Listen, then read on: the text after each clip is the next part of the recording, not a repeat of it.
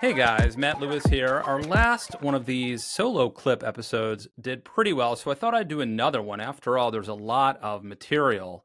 And what I want to focus on today, you probably saw during that debate last Tuesday where Donald Trump talked about they're eating the dogs, they're eating the cats. Well, this story, no pun intended, has legs. And the latest is that JD Vance, Donald Trump's running mate, went on CNN and I think basically admitted, copped to the fact that this is a bogus story, but it is a useful story.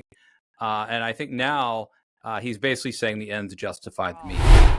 You, again, started this in part by saying that, which Donald Trump repeated on the debate stage, that, and he didn't say anything about the policies that you're talking about. He just said Haitians are eating dogs and cats. Can you affirmatively say now that that is a rumor that has no basis with evidence? Dana, the evidence is the first-hand account of my constituents who are telling me that this happened. And by the way, I've been trying to talk about the problems in Springfield for months, and the American media ignored it. There was a congressional hearing just last week of angel moms who lost children because Kamala Harris let criminal migrants into this country who then murdered their children. The American media totally ignored this stuff until Donald Trump and I started talking about cat memes. If I have to, create stories so that the American media actually pays attention to the suffering of the American people, then that's what I'm going to do, Dana, because you guys are completely letting Kamala Harris coast. You had one interview with her. You talk about pushing back against me, Dana. You didn't push back against the fact that she cast the deciding vote on the Inflation Reduction Act, which is why a lot of Americans can't afford food and housing. You just said that you're creating a story. Public policy.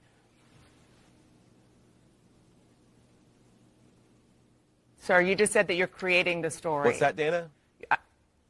You just said that this is a story that you created. So the eating dogs and cats thing is not accurate. Dana, it comes from firsthand accounts from my constituents. Okay, so I think JD Vance right there is giving away the story. He's telling us everything, right? And what he's saying is the dogs and cats thing didn't really exist, but the ends justify the means. It's the only way we could get the media to actually cover the story of all the migrants who moved, the Haitian migrants who legally, of course, moved to town, Springfield, Ohio, is if we make up this more sexy, outlandish story to get everybody's attention. That's what we're up to. I think that's pretty horrible when you consider the ramifications could be pretty big, that there could be attacks on Haitians, that there have already been bomb threats and assassination threats, things like that, right? Ideas have consequences. Words really do matter. But I think that this is basically how they're going to run their campaign. Something JD Vance said there at the end, I think also deserves attention, that these are firsthand accounts from his constituents. I don't know about his constituents, but it turns out this whole story got started from like a third-hand account. So there's a story here where NewsGuard tracked down the two people central to this claim, Erica Lee, a Springfield resident who posted it on Facebook, and Kimberly Newton, her neighbor, who provided her with the third-hand account, the information, okay? And so check out this quote. "I'm not sure I'm the most credible source because I don't actually know the person who lost the cat," Newton said about the rumor she had passed on to her neighbor, Lee, the Facebook poster. Newton explained to NewsGuard that the cat owner was, quote, an acquaintance of a friend, unquote, and that she heard about the supposed incident from that friend, who in turn learned about it from, quote, a source that she had. Newton added, quote, "I don't have any proof." Well, how about not posting things on Facebook if you don't have any proof? How about not making wild allegations about people eating dogs and cats that could, swing a presidential election or create violence in a community and dissension if you don't have any proof? I heard it through the grapevine. Pretty crazy. It turns out this is incredibly thin gruel here. Governor DeWine was on TV pushing back at this. Here's what he had to say. And here's a question I never thought I would have to ask, but do you see any evidence as governor of the state that Haitian immigrants are eating pets? No. Absolutely not. That's what the mayor said. That's what the chief of police has said. I think it's unfortunate that this came up. Let me tell you what we do know, though. What we know is that the Haitians who are in Springfield are legal. They came to Springfield to work. Ohio is on the move, and Springfield has really made a great resurgence with a lot of companies coming in. These Haitians came in to work for these companies. What the companies tell us is that they are very good workers. They're very happy to have them there. And frankly, that's helped the economy. Now, are there problems connected? Well, sure. When you go from a population of 58,000 and add 15,000 people onto that, you're going to have some challenges and some problems. And we're addressing those. We're working on those every single day. Primary care is essential. The other thing we're working a lot on is driving. We have Haitians who, frankly, many times have not driven before. We need to get more driver's training, and we're working on that. So these are things that we are working on. Springfield is moving forward. I've always felt that, and as the governor of the state of Ohio, we want people who want to come here who are legal, where they come from another state or another country, who want to work. So I should point out, as Governor DeWine was implying, these are legal migrants. And you should also know that, former Senator, Governor DeWine is a Republican. So it's worth pointing out.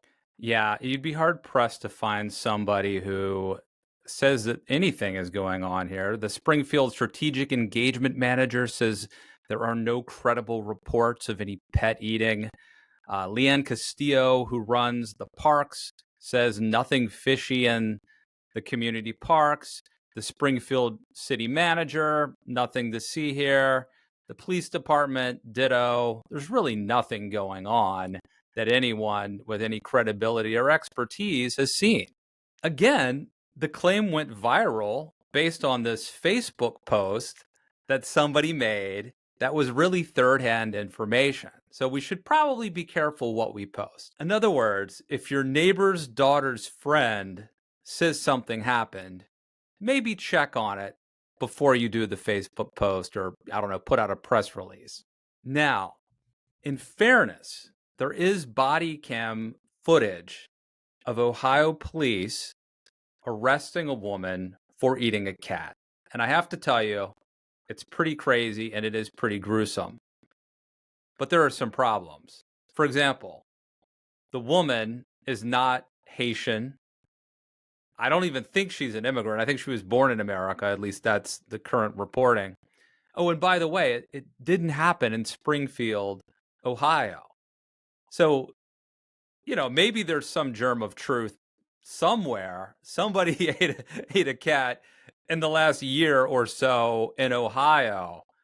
But that hardly, you trust me, I'm sure that Trump and Vance and their defenders are going to cite this. In fact, they already have as a reason to believe the stories. But again, it's pretty weak sauce. Oh yeah, there's another piece of evidence that this is happening.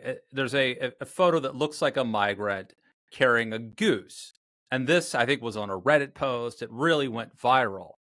Once again, though, it's not all that meets the eye. It's a real picture of a guy carrying a goose, but it wasn't actually from Springfield, Ohio. And in addition, according to TMZ, the Ohio Division of Wildlife tells TMZ that the guy was actually picking up two geese that were hit in a Columbus car accident.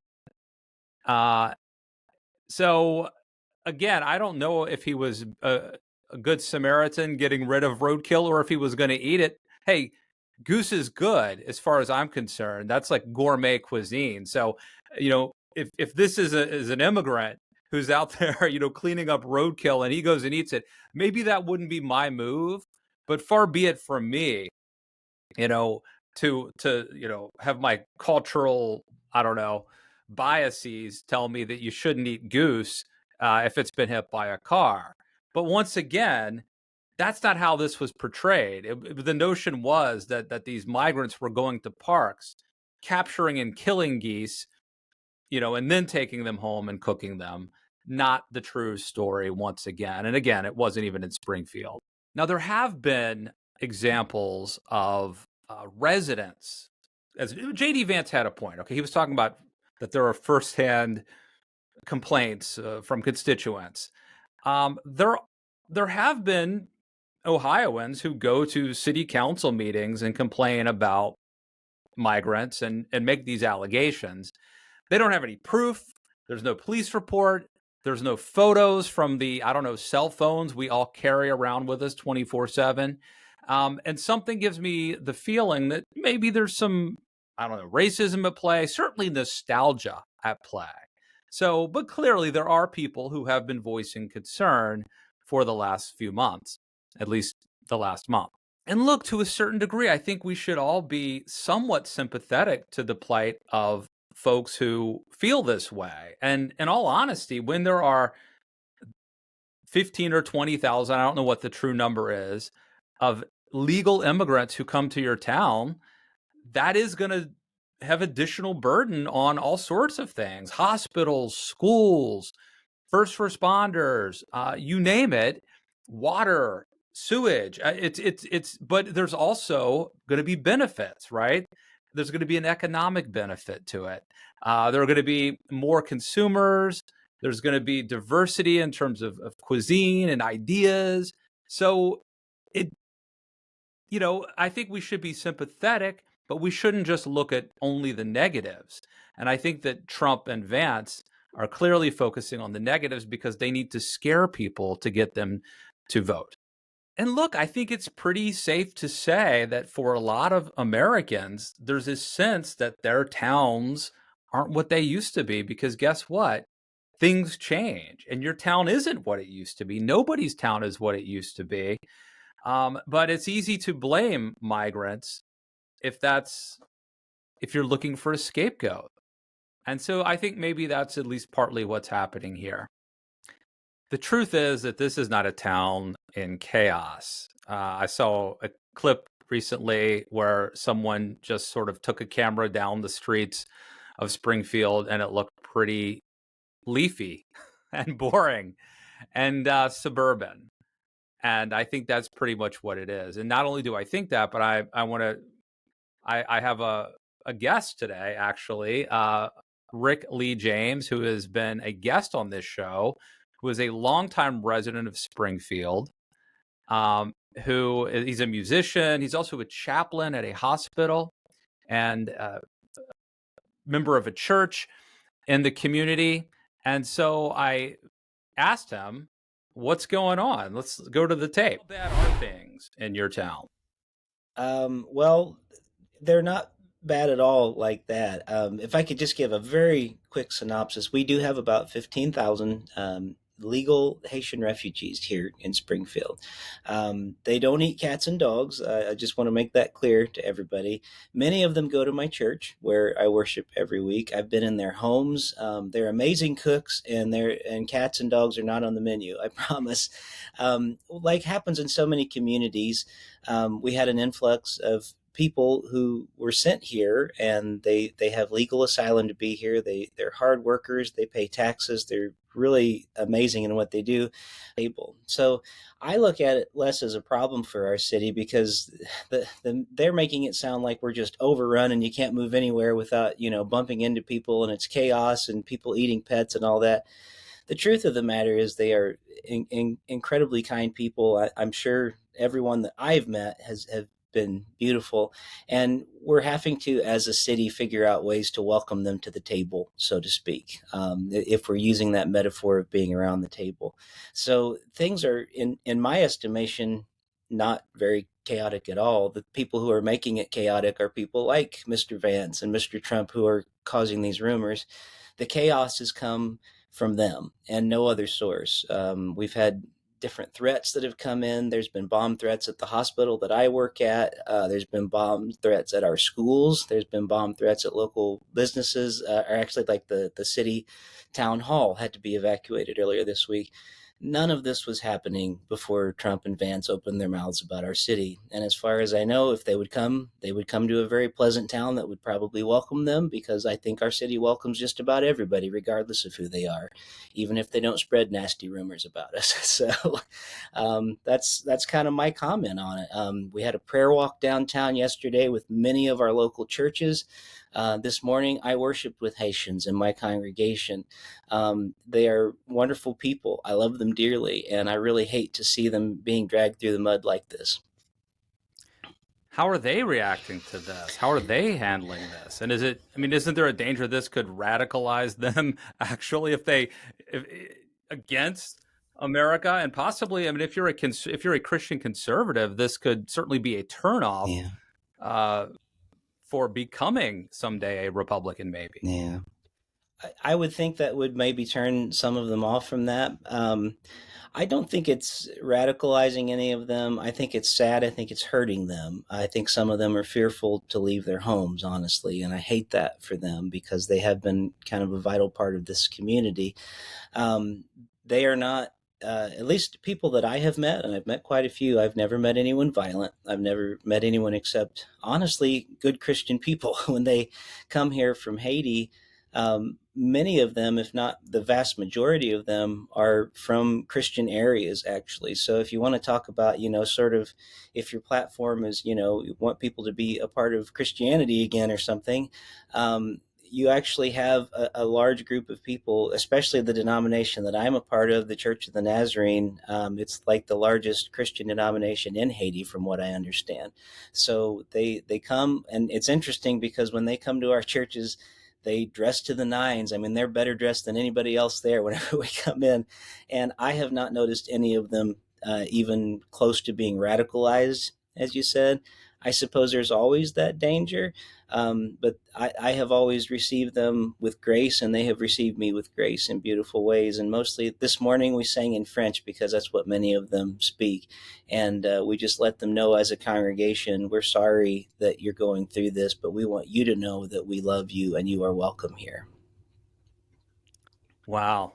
Well, thank you so much for chatting with us. Any final thoughts? What should we know about Springfield and about this controversy that may be something that's not being understood or correctly reported? I think something that's not being understood is the way that they are actually helping to revitalize our city in many ways. We have a new Haitian restaurant, I think two that are just getting ready to open up. They actually have an amazing palate. That means because they're living in our city, we have a lot of extra money coming in, believe it or not, because they're supporting local businesses. It actually, while it creates kind of a housing crisis initially because we're trying to find homes, it actually creates, like for people who build homes, it actually creates space for them to actually have some more jobs to do that kind of thing. They're great workers. The local factories are telling us that the Haitians are the best workers they have ever had. They get there on time. They work hard. They're conscientious, and they're like, send more. We'd love to have them. So that's kind of what I'm hearing. So it's almost the opposite of everything that we're hearing from the propaganda. Wow. All right. Rick Lee James, thank you. Really appreciate you. And how can people listen to your music?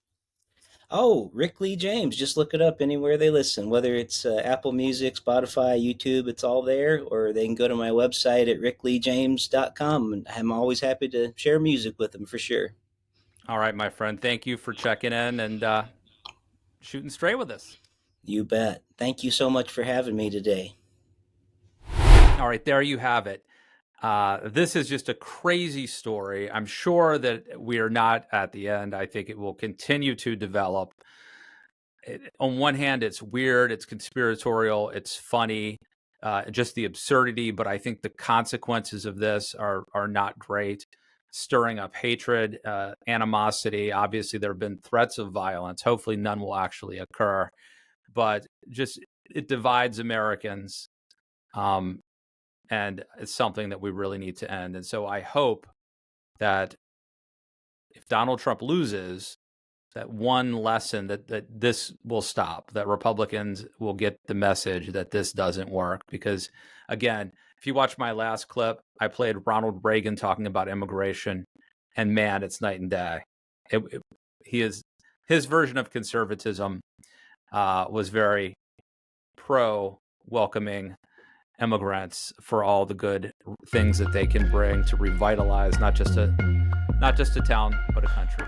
All right. Thank you for watching. Please support us at patreon.com/Matt Lewis. Rate, review, like, tell a friend, subscribe, all that jazz. And we'll see you back here soon.